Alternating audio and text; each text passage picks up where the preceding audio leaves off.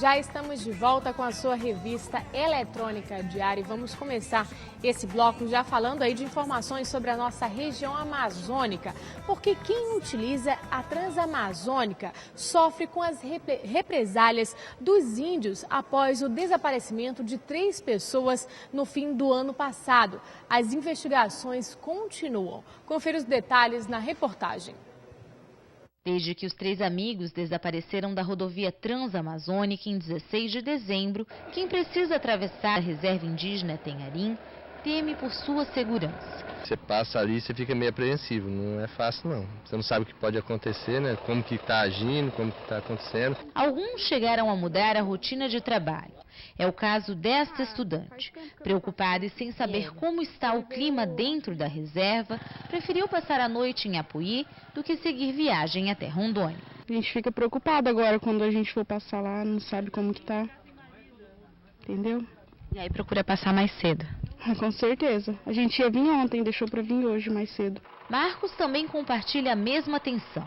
Segundo ele, desde que alguns índios foram vistos de noite com pedaços de madeira nas mãos, alguns caminhoneiros estão apreensivos e com receio de dirigir pela rodovia tanto de dia quanto à noite. Nós evitamos de passar a noite para não criar problema com isso também, né? Porque nós só passamos aqui. Para tentar minimizar esse clima de insegurança que toma conta da região, cerca de 500 homens da Polícia Federal, Rodoviária, Militar, do Exército e também da Força Nacional permanecem divididos entre Humaitá e Santo Antônio do Matupi, número que deve aumentar nos próximos dias. Paralelo a isso, equipes da PF continuam na mata fechada, próxima ao quilômetro 130, tentando localizar os 3 homens que estão desaparecidos desde o final do ano passado e vestígios do veículo que eles estavam utilizando quando sumiram. O Ministério Público Federal, MPF, Amazonas, emitiu uma recomendação para garantir o acesso à educação dos índios que estão localizados no sul do Amazonas, região onde ocorrem ainda conflitos após o desaparecimento de 3 pessoas no fim do ano passado na área que abrange a BR-230 Transamazônica em dezembro de 2013. A Secretaria de Educação do Amazonas, os prefeitos de Humaitá, Manicoré, Apuí e outras 4 instituições de ensino têm 3 dias para apresentar um planejamento das ações necessárias ao cumprimento da determinação. No documento, o procurador da República, Júlio José Araújo Júnior, recomenda que a SEDUC e os gestores municipais adotem providências para garantir o funcionamento das escolas nas aldeias indígenas, especialmente nas unidades de 5º ao 9º ano e ensino médio. A ação civil recomenda ainda a elaboração de processos próprios de aprendizagem, além da garantia de fornecimento de alimentação escolar, transporte e material didático. As medidas também devem ser aplicadas ao ensino de nível superior. Esses e outros detalhes, mais informações sobre esta situação que está acontecendo no interior do Amazonas, você acompanha em primeira mão no Jornal da Amazônia a partir das 21 horas. E vamos mudar de assunto, vamos falar de turismo, porque o Amazonas é um dos destinos mais procurados pelos turistas. Porém, logo após chegar à capital amazonense, alguns turistas reclamam muito devido à infraestrutura e qualidade do aeroporto internacional Eduardo Gomes. Passageiros chegam a avaliá-lo como o pior do país. Mais informações sobre este assunto com o repórter Haroldo Medeiros. A nota atribuída pelos passageiros foi de 3,44 no Aeroporto Internacional Eduardo Gomes, em Manaus, que ficou em 14º lugar em qualidade entre os 15 maiores aeroportos do Brasil.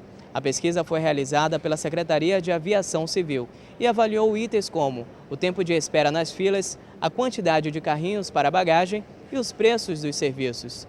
O aeroporto com melhor pontuação foi o de Curitiba, com 4,21. Dos terminais avaliados, 6 ficaram acima da média e 9 abaixo.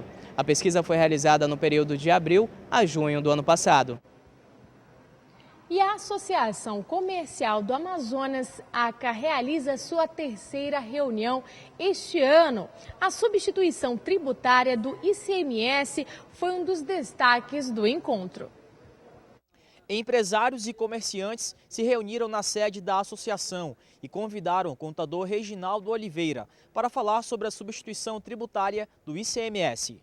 A substituição tributária é responsável pelo imposto sobre a circulação de mercadorias e serviços ICMS, em relação às prestações de serviços a outros contribuintes. De acordo com o contador Reginaldo Oliveira, o assunto é complexo e confunde os comerciantes.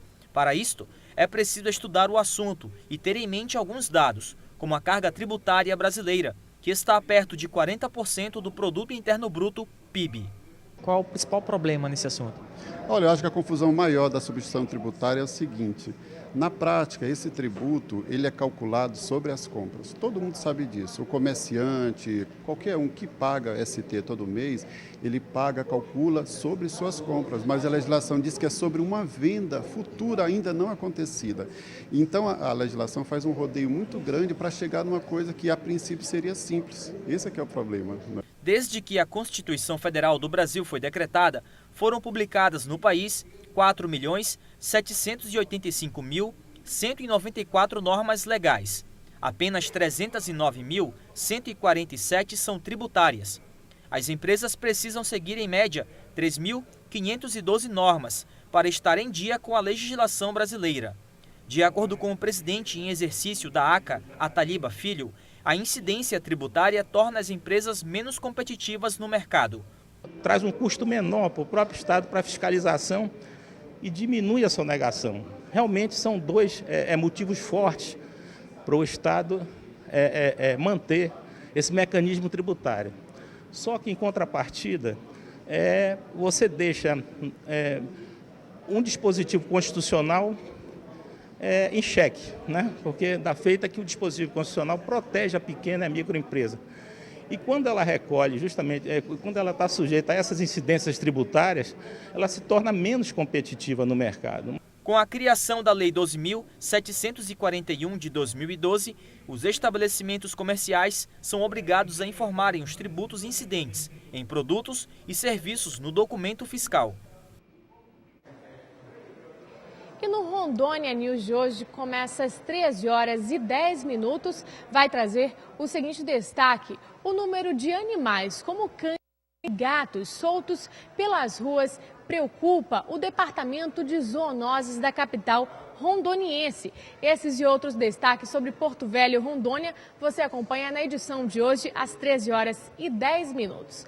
E no próximo bloco, não saia daí, porque nós vamos ter Boi Bumbá aqui no nosso programa, muita música e entretenimento nesta quinta-feira para você, com a presença do imperador Davi Assayag. Não sai daí que a gente volta já no intervalo rapidinho. Até lá.